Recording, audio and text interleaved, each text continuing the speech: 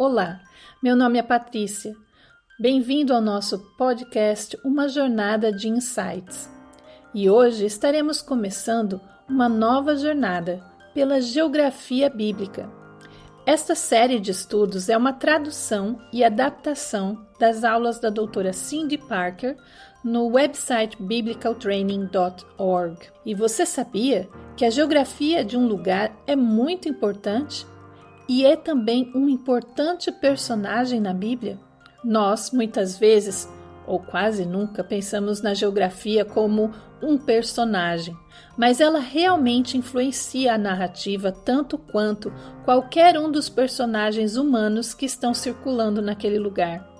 Aqui vamos falar um pouco sobre geografia e história e de como conhecer um pouco de um lugar, porque este influencia as pessoas e, consequentemente, influencia as narrativas que acontecem naquele lugar. Vamos aprender a ver a terra, o solo, como um personagem, aprender a ouvir o que ele está nos dizendo. Porque se conseguirmos ouvir as características do solo e dos lugares, eles nos contarão todos os tipos de segredos. E estes segredos estão escondidos como pano de fundo das narrativas bíblicas. Nosso desejo com esta série é pegar a nossa Bíblia e ouvirmos esta geografia, e ao ouvi-la, veremos sair dela pessoas reais, em cores vivas, que estão vivendo em lugares reais, durante um tempo real, com políticas reais, com influências culturais reais e que os desafiam todos os dias. E o mais interessante é que Deus apareceu a estas pessoas naquele contexto. Vivemos numa era moderna, onde temos a globalização e a tecnologia tão sofisticadas que é incrível como podemos nos conectar com pessoas ao redor do mundo inteiro. Mas por causa dessa globalização, também paramos de prestar atenção às particularidades dos lugares. Nós não prestamos mais muita atenção, mas ainda está lá, em nosso contexto cultural. Então, se eu te mostrar uma foto de uma paisagem montanhosa, com nuvens baixas, com nenhuma pessoa nesta foto, e pedir para observar a geografia daquele lugar, poderemos olhar para o contexto e poderemos começar a supor coisas sobre as pessoas que vivem ali. A geografia influencia as pessoas. Ela dita quem pode fazer o que nesta terra. Podemos então nos perguntar: que tipo de roupas as pessoas vestem neste lugar? Roupas pesadas que podem lidar com este tipo de clima. E o que as pessoas comem? Talvez cultivem seus próprios vegetais ou algo mais pesado, como carne. E em que tipo de atividades as pessoas se envolvem? Talvez caminhadas, esqui, talvez caça. E será que tem muitos turistas neste tipo de paisagem? Talvez não muitos, só os mais corajosos e preparados para este tipo de clima e região.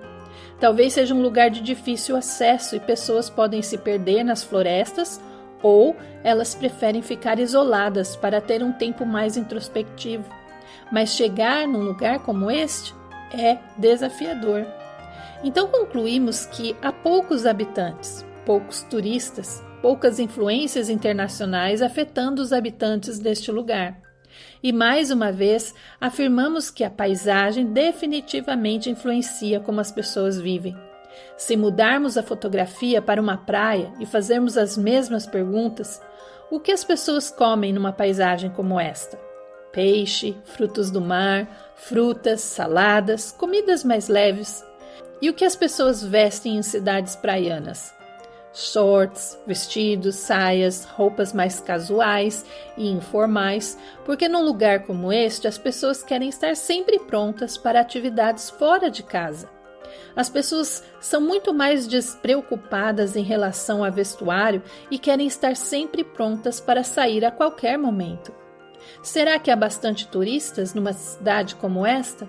Um clima mais quente, um terreno plano onde é fácil acesso, significa pessoas visitando de outras cidades e até mesmo de outros países. Podemos aplicar esta mesma técnica para as pessoas que viveram nos tempos da Bíblia.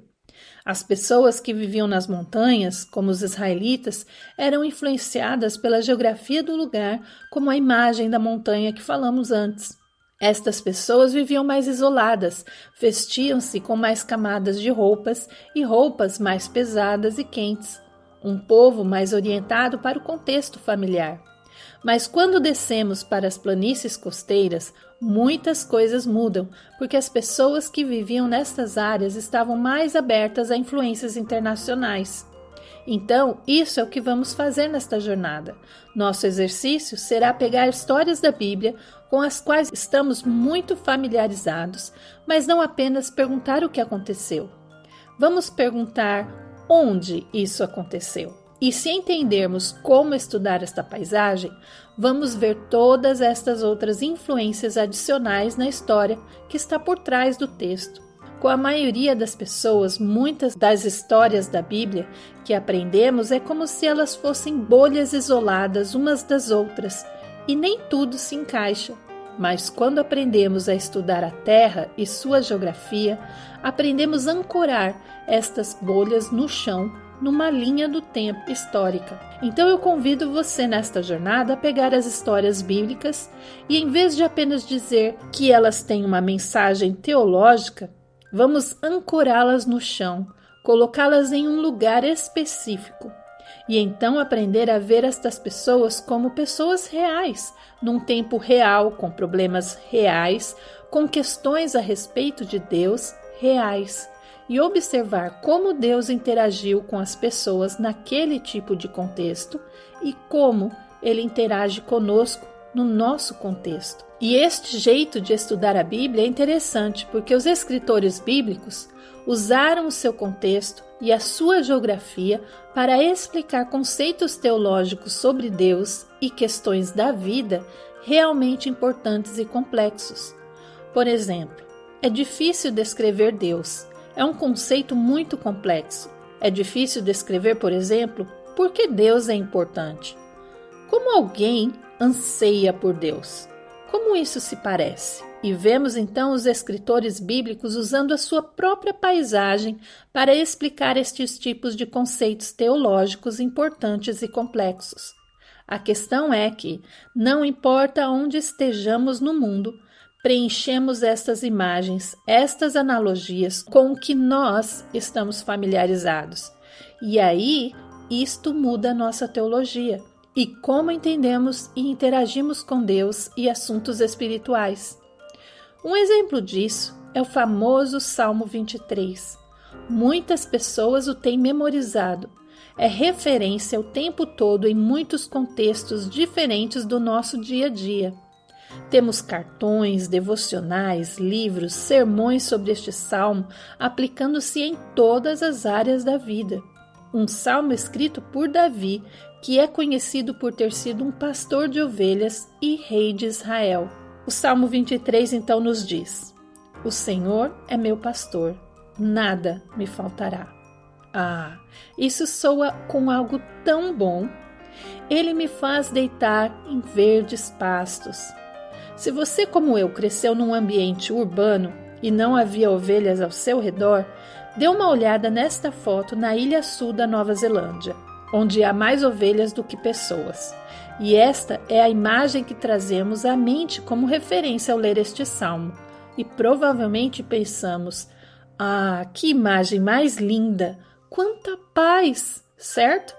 Porque veja, um campo onde há vegetação verdinha por toda parte é maravilhoso.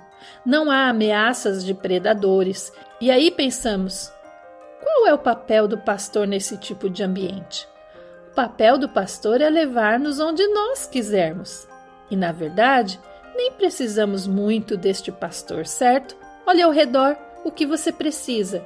Você pode comer a vegetação do campo, tem água no lago disponível, tudo o que precisa. O nosso papel, então, como ovelha, é deitar-se na grama verdinha e aproveitar a vida. E talvez não nos damos conta disso, mas este é o tipo de imagem do Salmo 23 que influencia a nossa teologia e como nós nos relacionamos com Deus como nosso pastor. Agora, Olhe nesta outra imagem de como realmente seria se Davi, um pastor no deserto da Judéia com um rebanho de ovelhas, onde o terreno é áspero e rochoso, há todos os tipos de animais ali que podem atacar e matar as ovelhas. Há cobras, escorpiões, corujas e aves de rapina. E esta foto foi tirada na estação chuvosa, quando a terra está tão verde quanto pode. Surpreendente a mudança, não é mesmo? Agora vamos repensar no Salmo 23 à luz desta imagem. O Senhor é o meu pastor. O Senhor é o meu pastor. Agora, de repente, todos os dias estamos em perigo. E se o Senhor é o meu pastor e nada me faltará, neste tipo de contexto, isso é um conceito muito mais rico, profundo e significativo. E ele me faz deitar em pastos verdes. Como é esse pastor? Este tipo de figura protetora ao seu redor que você pode se deitar. E se continuarmos, onde estão as águas tranquilas? Onde estão os pastos verdes? E de repente percebemos, não só o papel de Deus como pastor é muito mais interativo e necessário para a nossa sobrevivência, mas nós, como ovelhas, temos que nos levantar e seguir nosso pastor todos os dias, ou morreremos. Uma imagem diz mais do que 1000 palavras e muda tudo, não é mesmo? Então, esta jornada é sobre obter as imagens certas dentro das histórias da Bíblia, para que possamos realmente começar a entrar na mente dos escritores bíblicos. E talvez encontraremos Deus de uma maneira completamente diferente. Aprenderemos também que o povo da Bíblia levava sua terra natal muito a sério. Agora que estamos tão entusiasmados e convencidos de que realmente devemos começar esta jornada de olhar para a geografia da terra da Bíblia, gostaria de introduzir alguns conceitos. Eles surgirão ao longo do caminho. Como chegamos ao ponto de saber esses dados que vamos analisar nos próximos episódios?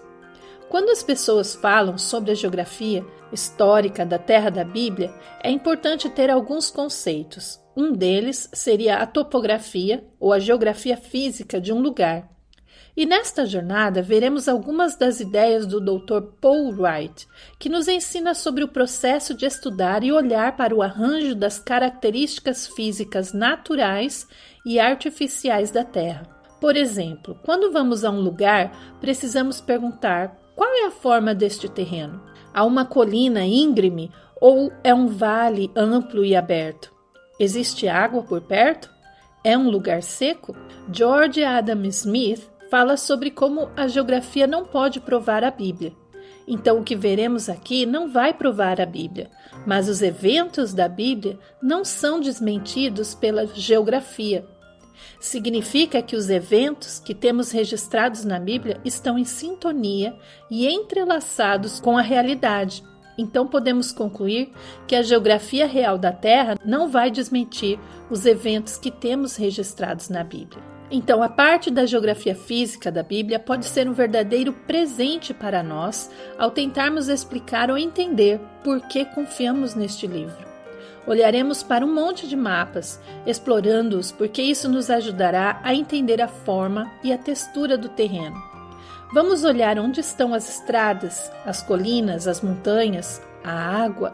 Como descobriremos muito rapidamente, a água é extremamente significativa para as pessoas na Bíblia. É uma terra sedenta e as pessoas que viviam ali estavam sempre sedentas. Há um campo da topografia chamado de toponímia, que faz a ligação entre o registro histórico e a paisagem.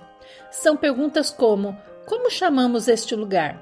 Como sabemos onde ficava Siquém? E muito do que sabemos hoje é por causa de pessoas como Edward Robinson.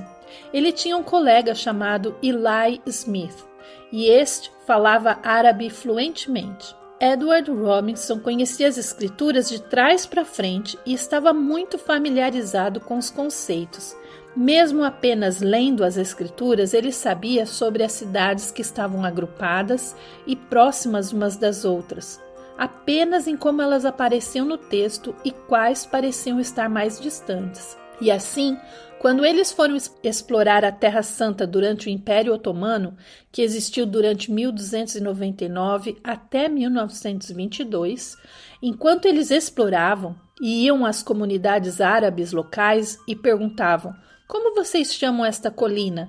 Descobriram que na transição do hebraico para o árabe, muitos dos nomes dos lugares foram preservados na linguagem local. E assim, é por causa deles e de sua exploração e o seu estudo que eles foram capazes de identificar mais de 700 lugares diferentes mencionados nas escrituras e encontrá-los ou identificá-los com precisão.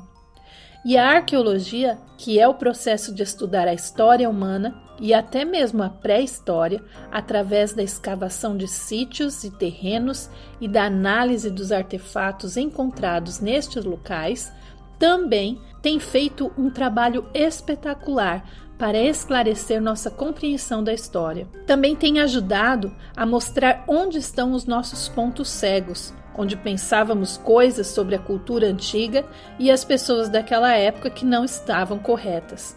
Então a arqueologia pode ser um corretivo muito bom para nós cristãos. Nos primeiros dias da arqueologia, a única coisa que realmente importava eram as grandes cidades.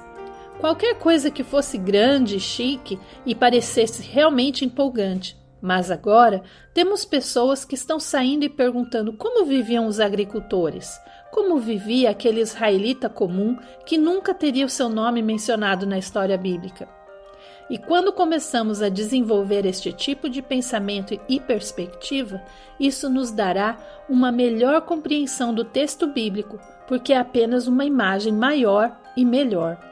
Ficamos por aqui na nossa jornada, mas conto com vocês no próximo episódio sobre rios e estradas.